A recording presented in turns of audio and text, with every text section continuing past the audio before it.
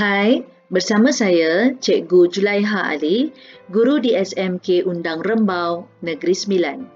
Ini adalah video penerangan reka bentuk dan teknologi tingkatan 1, Bab 5, Aplikasi Teknologi Reka Bentuk Sistem Vertigasi. Dalam video siri 1 ini, Cikgu hanya akan menerangkan tentang hidroponik. Pernahkah murid-murid mendengar tentang hidroponik? Apa itu hidroponik?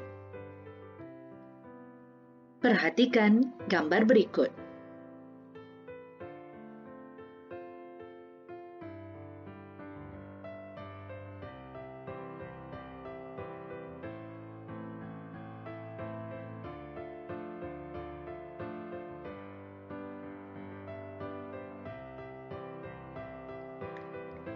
Murid-murid, semua gambar-gambar tadi adalah gambar tentang teknik penanaman hidroponik.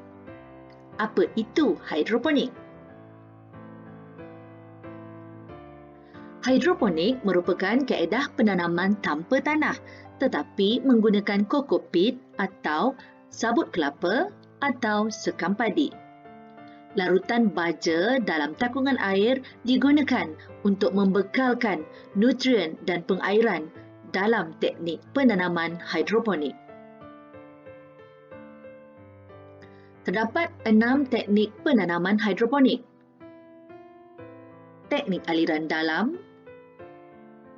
teknik aliran cetek, teknik takung, teknik pasang surut, teknik aeroponik, dan teknik pengairan titik. Kesemua teknik ini dapat meningkatkan hasil tanaman di samping ia tidak memerlukan kawasan yang luas. Baiklah murid-murid, gambar seterusnya adalah gambar ladang hidroponik yang terdapat di Jepun.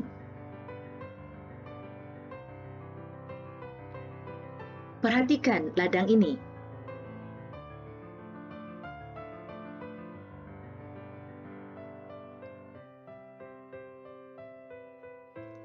Teknik penanaman di Jepun lebih berteknologi, di mana ia dijalankan dalam satu kawasan tertutup atau satu bangunan tertutup. Lihat saja pakaian pekerja yang mengendalikan tanaman ini. Murid-murid, penanaman hidroponik yang dijalankan di Jepun dalam gambar-gambar tadi merupakan satu kaedah hidroponik yang dilakukan di dalam bangunan.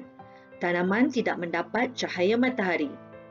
Oleh yang demikian, tanaman mendapat sumber cahaya dari lampu yang dipasang bagi membolehkan tanaman menjalankan proses fotosintesis.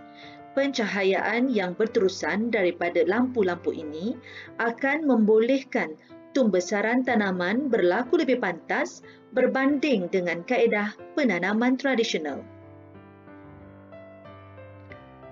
Perkembangan teknologi pertanian di Jepun membolehkan negara itu meningkatkan produktiviti daripada aktiviti pertanian hidroponik yang dijalankan.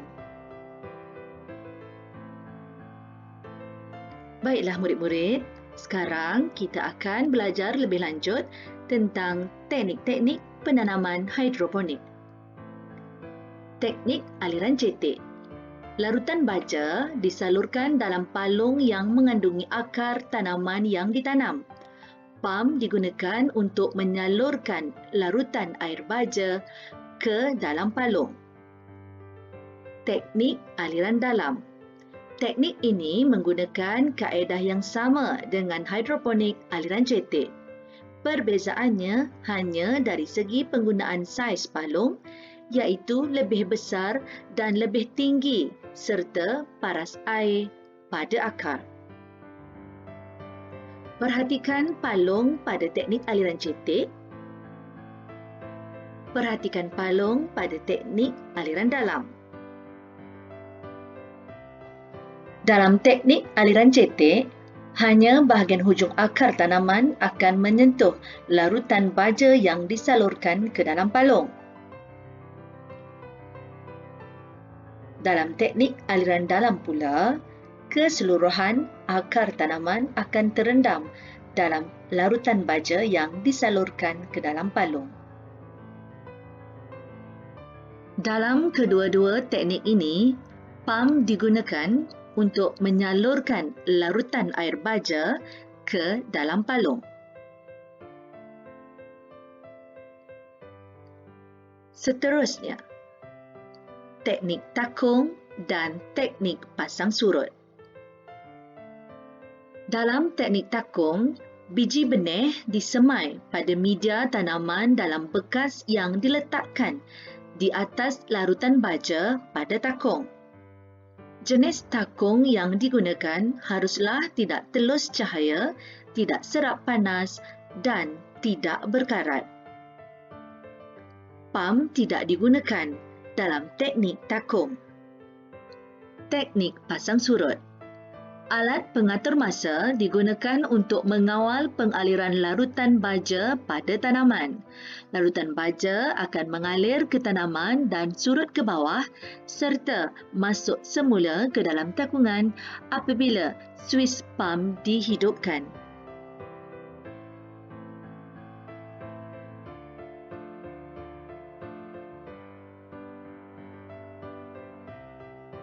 Teknik hidroponik yang kelima ialah aeroponik.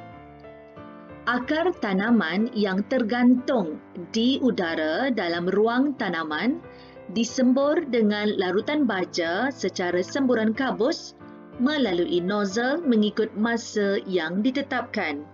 Dengan cara ini, akar akan cepat menyerap nutrien.